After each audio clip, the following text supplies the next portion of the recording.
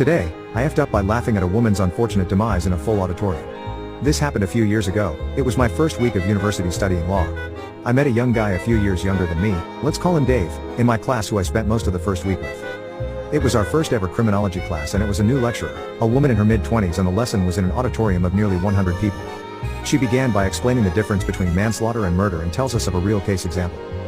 The lecturer, who ended up quite red in the face, explained about a couple engaging in some form of roleplay and eventually ended with him getting his hand too deep.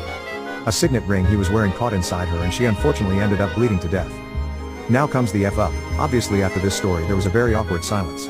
Dave thought this break-in noise was the perfect time to ask me a pertaining question in his innocence. I get why that would be considered manslaughter, but why does she keep saying fisting instead of punching? The question was so hilariously innocent at the worst ever time. I'm now sitting cry laughing unbelievably loudly after this absolute horrible story. It was 100 times funnier like a joke.